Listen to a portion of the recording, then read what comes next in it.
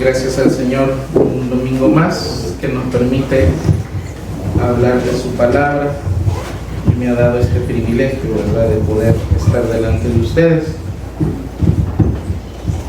Hay una serie, hermanos, que se trata de una firma de abogados corporativos de Nueva York. Iván, creo que vas a ver cuál es. Uno de los personajes principales, que es abogado, el más arrogante de todos los abogados, se ve en la necesidad de contratar a un colega, a una persona que le ayude. Y en la entrevista que hace, como es un fanfarrón, ¿verdad?, quien se ganara el puesto debía de llamar su atención, de alguna manera sobresalir sobre los que habían llegado. Además que debía de ser graduado de Harvard, ¿verdad?, una de las universidades más prestigiosas de Estados Unidos. Resulta que por accidente entra un joven muchacho a la sala del hotel en donde se estaban dando las entrevistas, que estaba huyendo de la policía porque andaba un maletín lleno de drogas. Este joven tenía una memoria fotográfica y se había aprendido todo un libro grueso, como el del Pequeño Justo, grueso, que debían estudiar quienes aspiraban a entrar a la carrera de leyes en cualquier universidad.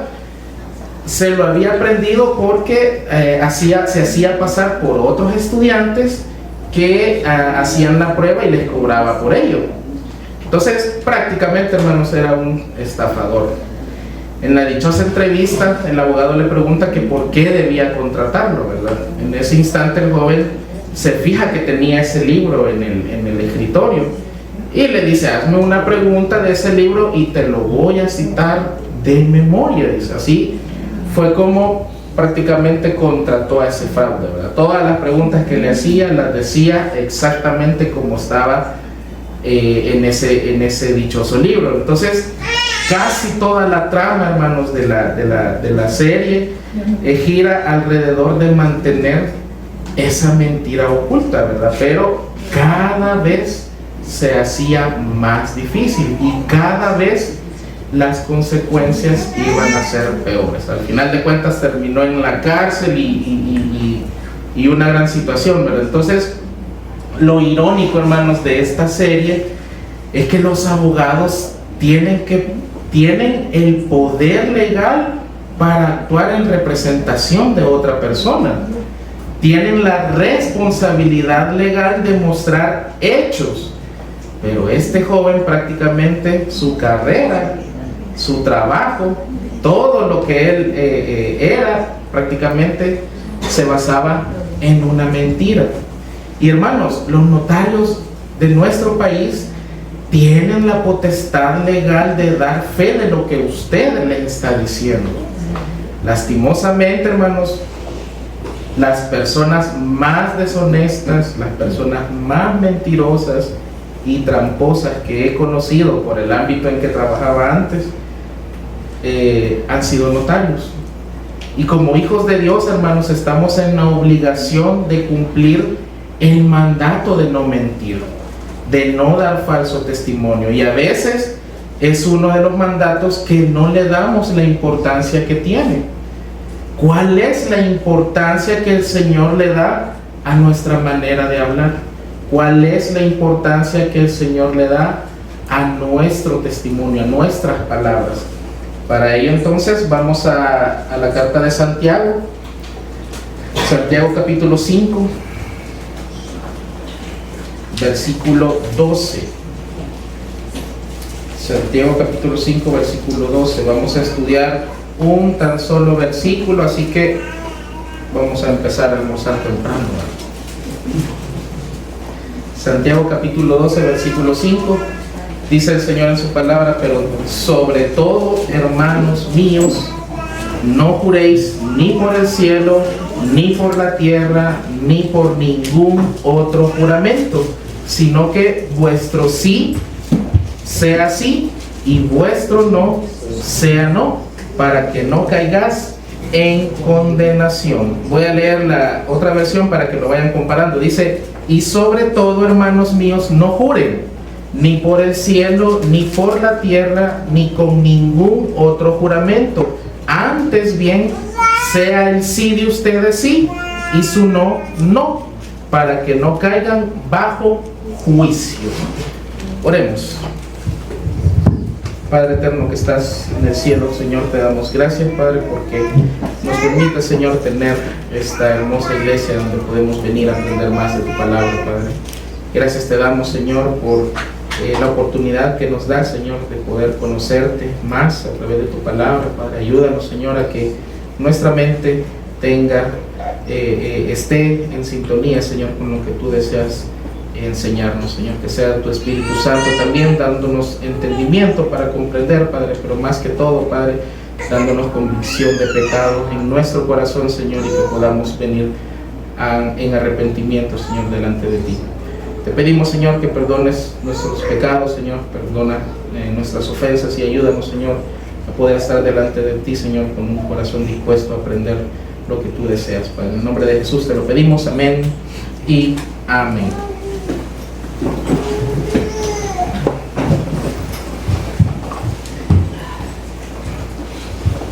El versículo 12, si se fijan, hermanos, comienza así: pero sobre todo. Santiago comienza el versículo cambiando de tema. Un tema que, como nos hemos dado cuenta, lo abarca en un tan solo versículo. El escritor quería darle la importancia de vida, ¿verdad? Aunque no le dedicaría tantas palabras. Eso realmente no le quita la importancia que tiene, ¿verdad? Es por ello que se siente la necesidad de darle el realce necesario, ¿verdad? Comenzando con la frase, pero sobre todo. Santiago tiene en mente que el tema de la lengua o de la mentira en que hablamos se ha tocado en cada capítulo de la carta, y es por eso que lo quiere finalizar con un detalle bastante importante. A lo largo de toda la carta, hermanos, si ustedes se recuerdan, Santiago nos ha advertido que debemos tener cuidado con nuestra lengua, refiriéndose a las palabras que salen de nuestra boca. Si nos vamos al capítulo 1, versículo 19, ahí es donde Santiago nos comienza a hablar del tema, ¿verdad? Y nos dice: todo hombre sea tardo para hablar. ¿Se recuerdan? Todo hombre sea tardo para hablar. En el mismo capítulo 1, versículo 26 nos dice: si alguno se cree religioso entre vosotros y no refrena su lengua, sino que engaña su corazón, ¿qué dice? La religión de tal es vana. Luego nos vamos al capítulo 3, versículo 2, dice: porque todos ofendemos muchas veces. Si alguno no ofende en palabra, este es varón perfecto, capaz también de refrenar, ¿qué dice? Todo su cuerpo, ¿verdad? Y vean el versículo 5: la lengua es un miembro pequeño, pero se jacta de grandes cosas. Y en la sección de este mismo capítulo 3, del versículo 6 al 12, es la exhortación más fuerte que Santiago hace, ¿verdad? Para que tengamos cuidado con las palabras que salen de nuestro interior. Vean lo que dice el versículo 6 al 12 del capítulo 3. Y la lengua es un fuego, un mundo de maldad. La lengua está puesta entre nuestros miembros y contamina todo el cuerpo e inflama la rueda de la creación, y ella misma es inflamada por el infierno. Porque toda naturaleza de bestias, de aves, de serpientes y de seres del mar se doma y ha sido domada por la naturaleza humana. Versículo 8 dice: pero ningún hombre puede domar la lengua, que es un mal que no puede ser frenado, llena de veneno mortal. Con ella bendecimos al Dios y Padre, y con ella maldecimos a los hombres que están hechos a la semejanza de Dios.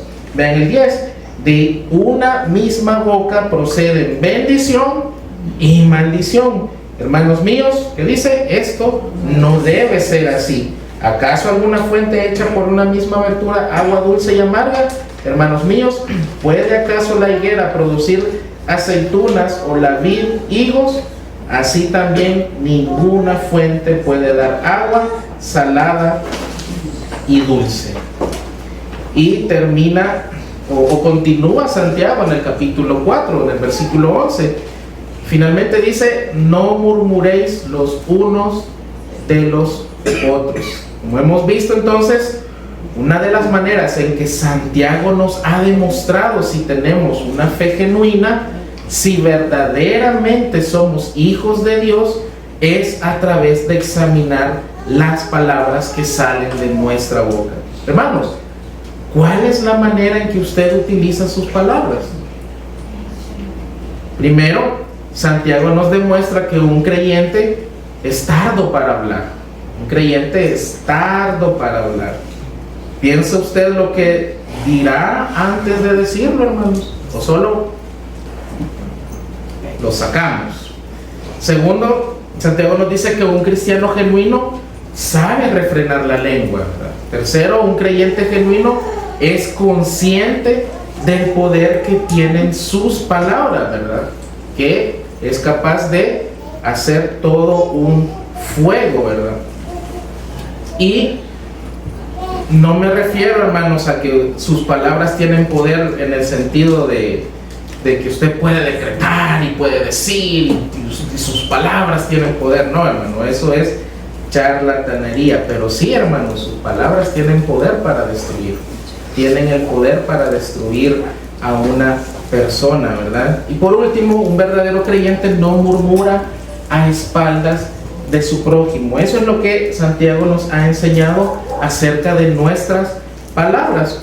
Y con su frase característica, ¿verdad? Antes de iniciar una exhortación dice: hermanos míos. Vean el versículo 12 de nuevo del capítulo 5, pero sobre todo, hermanos míos. Una frase digna de un guía que sabe usar sus palabras aún en medio de un llamado de atención.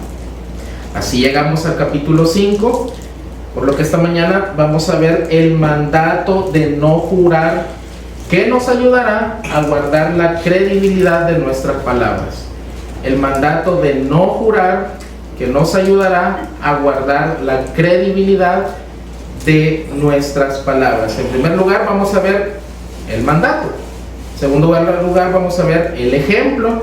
Y por último, vamos a ver la consecuencia.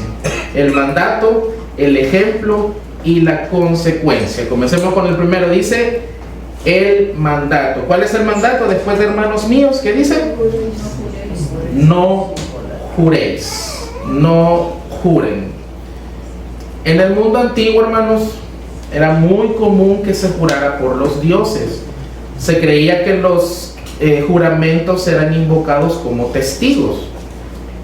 Que los dioses en sí, en los juramentos, eran invocados como testigos.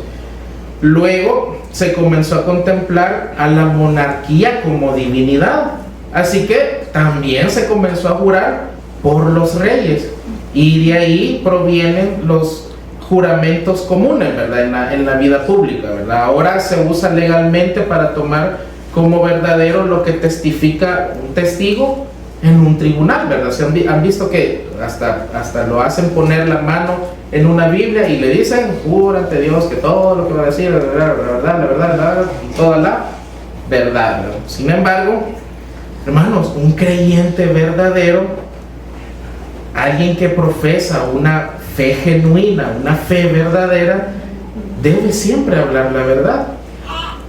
Y por eso Santiago nos enseña que no tenemos la necesidad de jurar.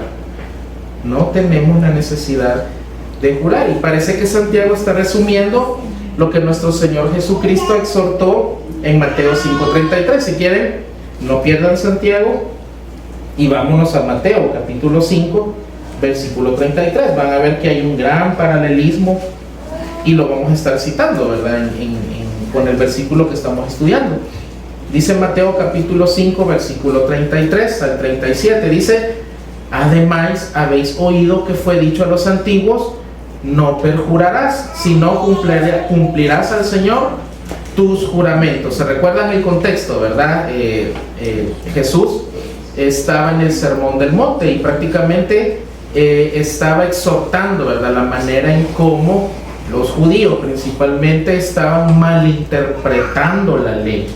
Y él por eso se detiene a explicarlas y dice, por eso fue dicho a los antiguos, no perjurarás si no cumplirás al Señor tus juramentos. 34 dice, pero yo os digo, no juréis, que dice, en ninguna manera, ni por el cielo, que es el trono de Dios, ni por la tierra, porque es el estrado de sus pies, ni por Jerusalén, porque es la ciudad del gran rey. Versículo 36, ni por tu cabeza jurarás, porque no puedes hacer blanco o negro un solo cabello. Y dice el 37, pero vuestro hablar sí, sí, no, no, porque lo que es más de esto, de mal procede. Como les decía, hay una gran similitud con el versículo que estamos estudiando, pero Mateo nos da mayores detalles al expresar las palabras que Jesús dijo.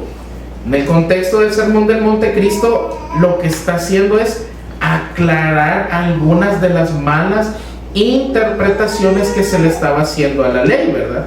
Y en este caso no está específicamente citando un versículo en específico, pero sí podemos revisar al menos 3 versículos del Antiguo Testamento en donde se habla de los juramentos, y se lo voy a leer. Por ejemplo, en Levítico capítulo 19, versículo 12, dice, y no juréis falsamente por mi nombre, profanando así el nombre de tu Dios, yo Jehová. Entonces aquí se está prohibiendo el perjurio. ¿Y qué es el perjurio? Mentir bajo juramento. Dice también en Deuteronomio 23, 21, dice, cuando haces voto a Jehová tu Dios, no tardes en pagarlo, porque ciertamente lo demandará Jehová tu Dios de ti, y sería pecado en ti. Entonces nos está diciendo la obligación de cumplir los votos o los juramentos hechos a Dios.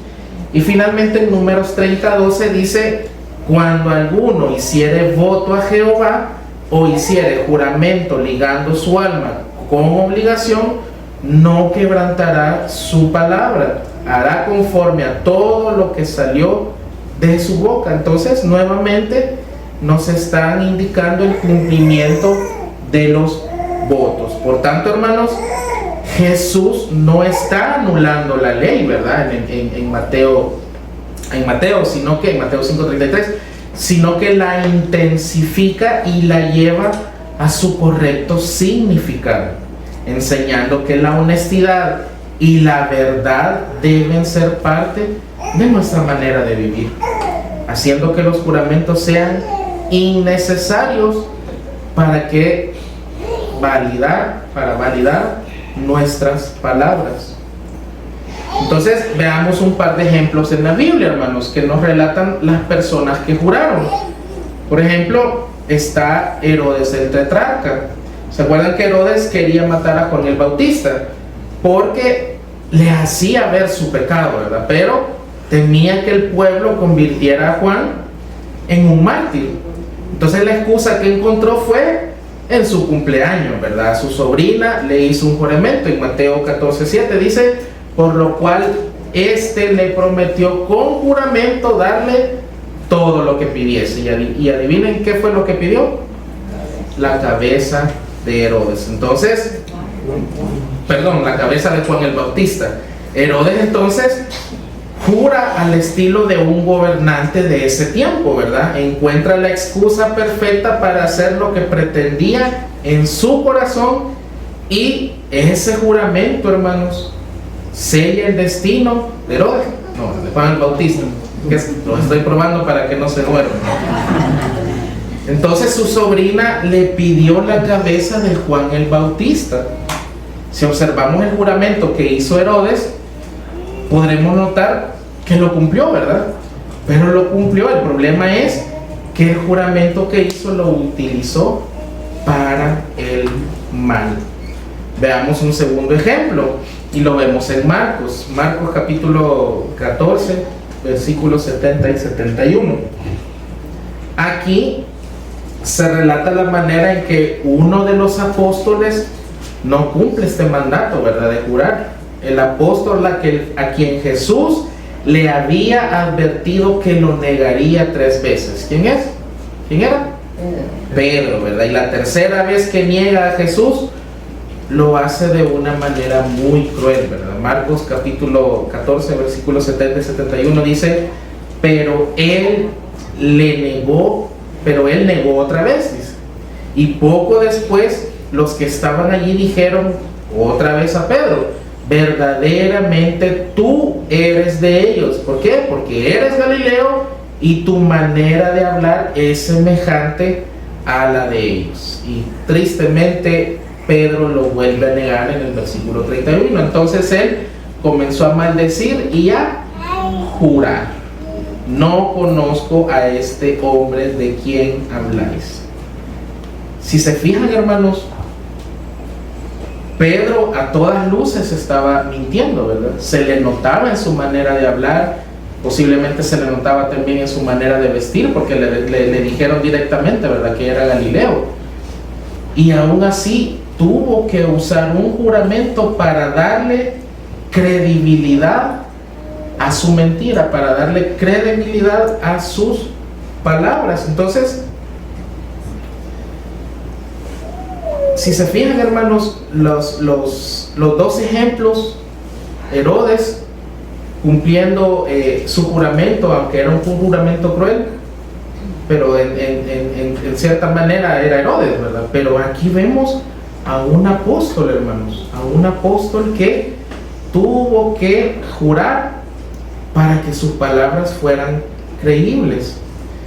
Así que, hermanos, Santiago usa un verbo imperativo, o sea, que nos está dando un mandato en este versículo. Regresemos al versículo 12 del capítulo 5 de Santiago. Dice, no juréis. Y Jesús en Mateo agrega, en ninguna manera. No juréis en ninguna manera, por ninguna circunstancia. Jesús había refutado la tradición judía con la frase, oíste que fue dicho, ¿verdad? Así como los otros mandamientos, ¿verdad? La tradición judía trataba de cumplir la ley, pero sin guardar en sí el espíritu de la misma, ¿verdad?, de la misma ley. Por esto mismo Jesús tuvo que volver a explicar, por ejemplo, el mandato de no matarás, ¿verdad? Tuvo que explicarles que eso no simplemente era llegar al hecho de matar a una persona, sino que con simplemente desearle el mal, ¿verdad? Parafraseando, igual no adulterarás, no era por el hecho de llegar al acto, sino que cualquiera que codiciare, dice Jesús. Entonces, aquí lo mismo estaban haciendo los judíos, ¿verdad? Bueno, nos están diciendo que no juremos delante de Dios o en el nombre de Dios. Entonces vamos a cambiarlo, ¿verdad? Y eso es lo que vamos a ir viendo. Dice Santiago, no juréis ni por el cielo. Ahí en el versículo 12, no juréis ni por el cielo. Y Jesús añade, porque es el trono de Dios. Y dice Santiago, ni por la tierra. Y Jesús añade, porque es el estrado de sus pies. Y dice Santiago, ni por ningún otro juramento. Y Jesús añade, ni por Jerusalén, porque es la ciudad del gran rey, ni por tu cabeza jurarás, porque no puedes hacer blanco o negro un solo de tus cabellos. Jesús entonces, hermanos, sabía que los escribas y los fariseos eran quienes malinterpretaban la ley. Por eso en el capítulo 23, siempre de Mateo, condena aún más severamente esta práctica de jurar. Vean lo que dice Mateo capítulo 23, versículos 16 al 22. Dice, ay de vosotros guías ciegos, si alguno jura por el templo, no es nada, pero si alguno jura por el oro del templo, es deudor. Insensatos y ciegos les llama Jesús. ¿Por qué? ¿Cuál es mayor, el oro o el templo? ¿Qué santifica al oro? También decís, si alguno jura por el altar, no es nada, pero si alguno jura por la ofrenda que está sobre él, es deudor.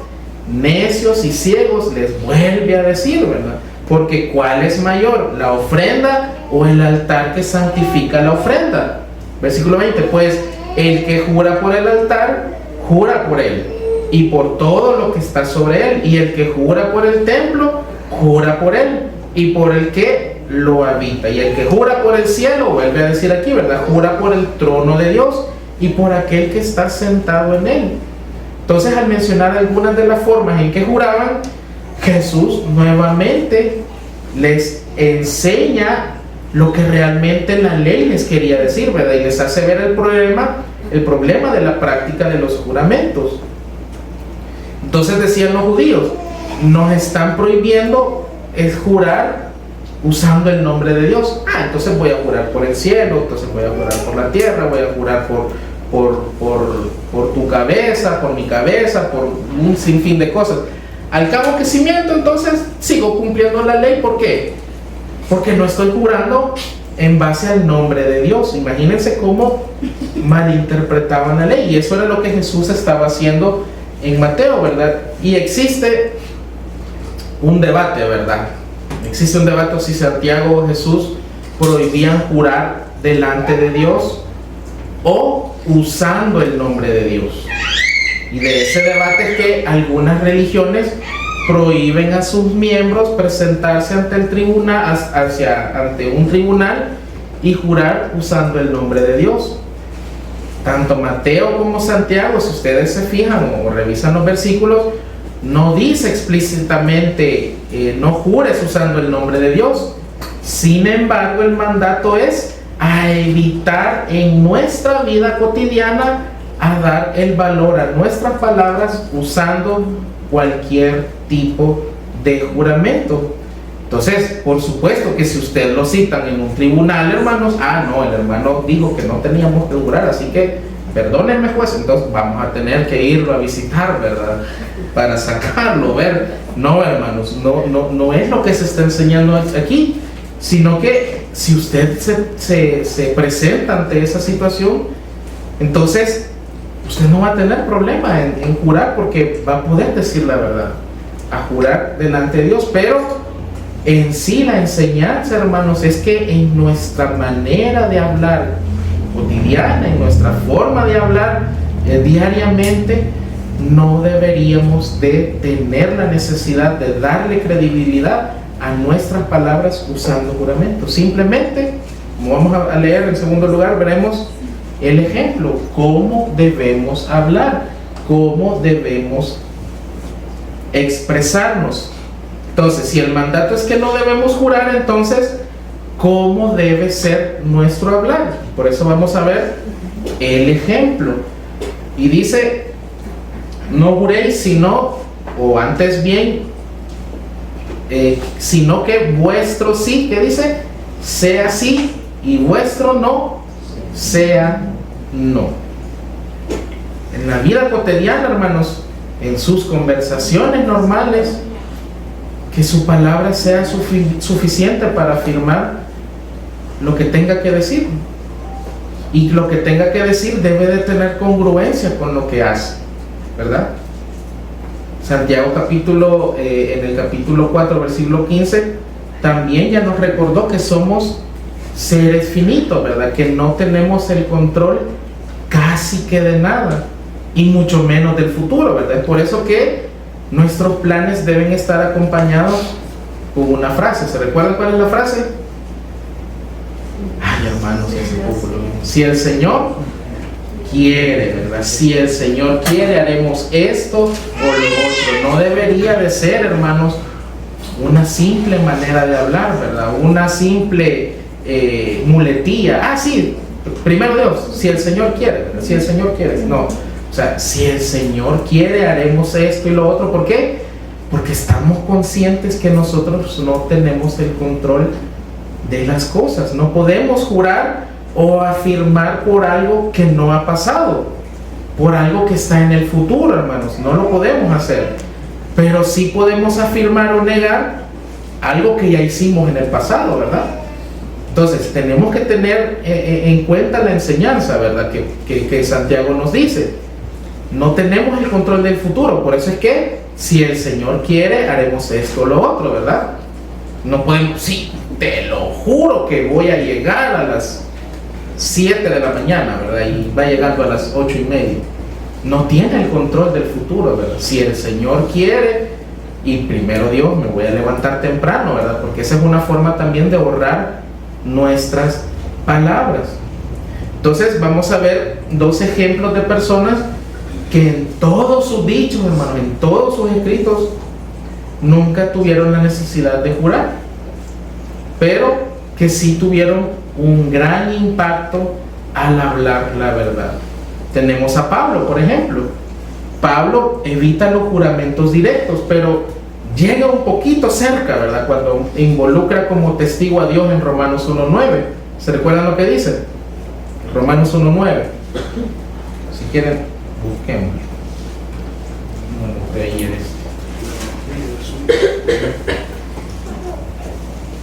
Romanos 1:9. Porque testigo, ¿qué dice? Me es Dios a quien sirvo en mi espíritu en el evangelio del Hijo, de quien sin cesar hago mención de vosotros siempre en mis oraciones. Porque testigo me es Dios. Pone a Dios como testigo de lo que está diciendo. Y también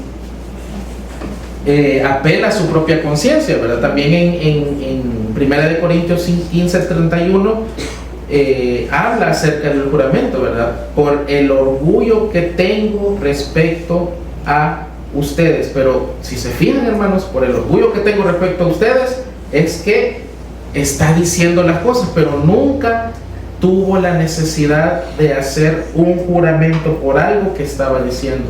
Las palabras de Pablo entonces son un ejemplo que nos enseñan a hablar simplemente con la verdad, que nuestro sí sea sí y nuestro no sea no. Otro ejemplo que vemos son las palabras de Jesús. Jesús, confirmando sus propios dichos, usaba la palabra amén. Y lo usaba 2 veces como para reafirmarla, ¿verdad? Amén, amén. Solo en el Evangelio de Juan la usa 6 ocasiones. San Juan 3:3 dice: de cierto os digo, oh, amén, amén os digo, que el que no naciere de nuevo no puede ver el reino de Dios.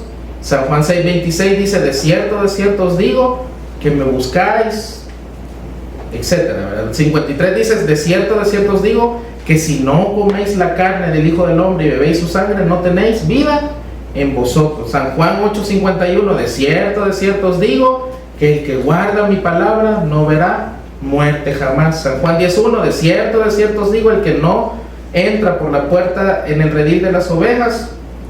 Versículo 7 dice: de cierto os digo, que yo soy la puerta de las ovejas. Entonces, si se fijan, hermanos, Jesús nunca tuvo la necesidad de jurar, pero siempre usó su frase, ¿verdad? De cierto. Todo lo que él nos decía es verdadero. Vean en Mateo 26:64, cuando el sumo sacerdote le pregunta si él es el Cristo, responde con una simple declaración. ¿Cuál es la declaración? ¿Se recuerdan? Tú lo has dicho. No le empezó a dar tanta vuelta, ¿verdad? Tú lo has dicho. ¿Tú eres el Cristo? Tú lo has dicho. No tenía por qué alargarse en sus declaraciones. Simplemente interpela a sus propias declaraciones. Y Santiago nos dice: sino que vuestro sí sea sí y vuestro no sea no. Y Jesús dice: pero vuestro hablar sí, no, y añade: porque lo que es más de esto, de mal procede. Y han notado, hermanos, a estas personas que le dan tanta vuelta, ¿verdad? Y uno así capta la mentira, ¿verdad? Sí, es que fíjate que voy por el bulevar, porque fíjate que el bus se tardó y hay un choque, y también salí tarde, y después que me encontré a alguien más, y para decir que va a llegar tarde le dan nos dicen como 5 mentiras más. Solo se hubiera quedado con una, hermano, ¿verdad? Solo con una ya era una falta nada más. Entonces, aquí el Señor nos da algo bastante evidente, ¿verdad? Lo que viene de más, mal, porque lo que es más de esto, de mal procede. Entonces, ¿vas a venir a tiempo? No, porque me agarra tarde, punto.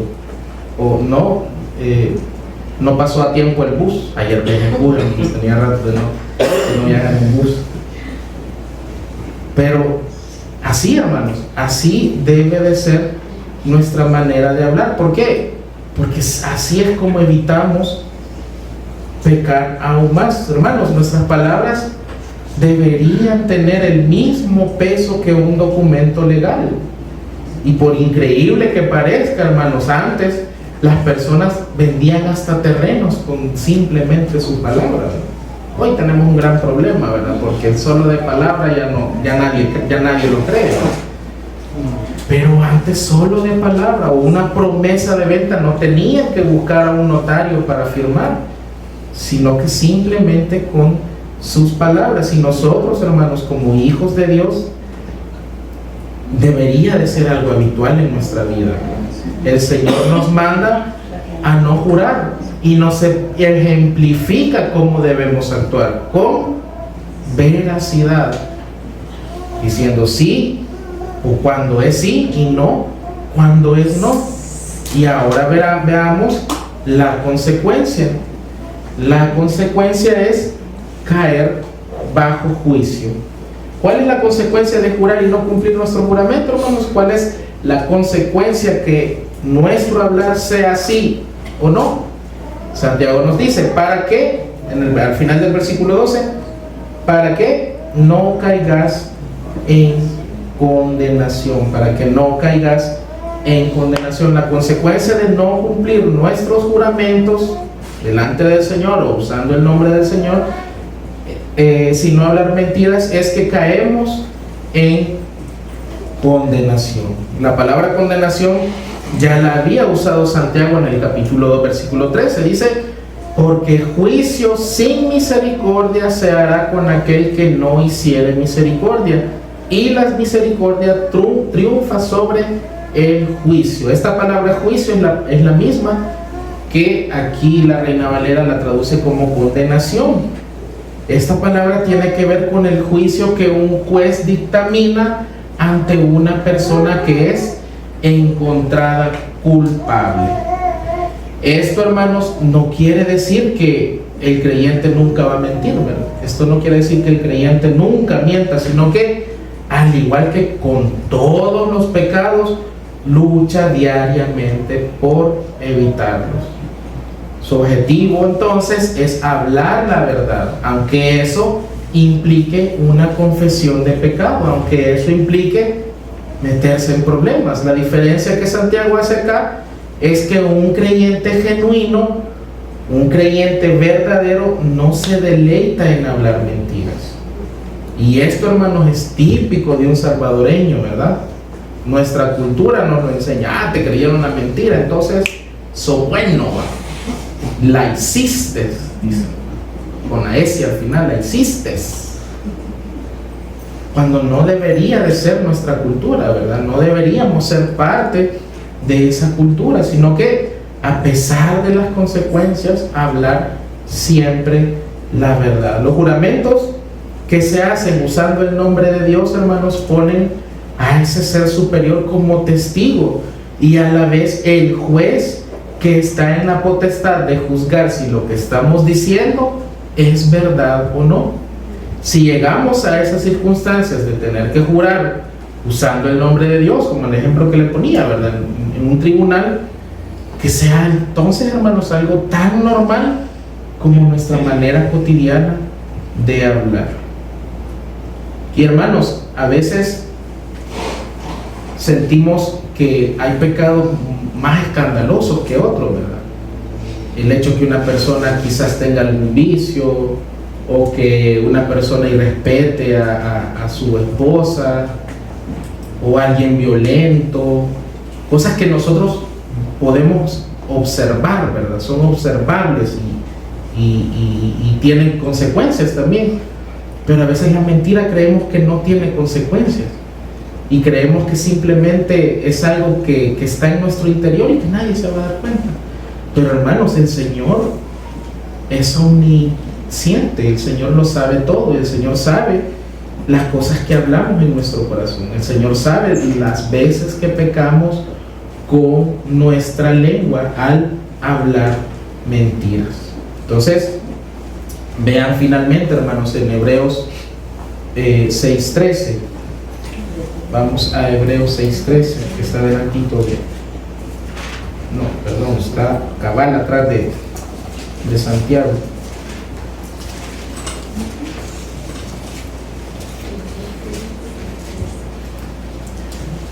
Dice Hebreos 6:13, porque cuando Dios hizo la promesa a Abraham, no pudiendo jurar por otro mayor, juró por sí mismo.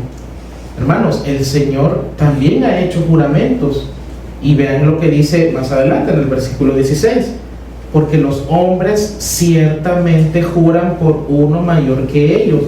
Y para ellos el fin de toda controversia es el juramento para confirmación. Y si se fijan, hermanos, el autor de Hebreos tampoco condena el juramento delante de Dios. Pero vean lo que dice el versículo 17 y 18, que eso es lo que quiero llamar la atención. Versículo 17 dice, por lo cual, queriendo Dios mostrar más abundante a los herederos de la promesa la inmutabilidad de su consejo, interpuso juramento.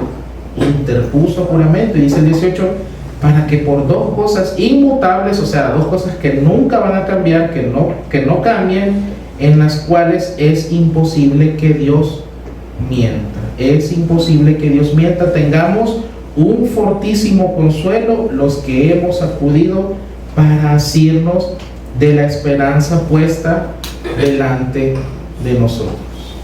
El consuelo, hermanos, de todo creyente es que, a diferencia de nosotros, ¿verdad?, Dios no miente. Y esa es la esperanza que tenemos en Él. Y hermanos, si usted aún no puede disfrutar de esa esperanza, ¿verdad?, si usted esa esperanza que un día estaremos con el Señor no la puede tener o no es partícipe de ella, hoy es un momento para arrepentirse de la maldad, para arrepentirse de sus pecados y pedirle al Señor que transforme su corazón, que le ayude y que nos ayude a hablar siempre la verdad y no tener la necesidad de jurar. Hoy entonces, hermanos, tiene la oportunidad de venir en arrepentimiento y fe para poder disfrutar de esa esperanza que los creyentes tenemos. Amén. Bueno, hermanos, oramos entonces.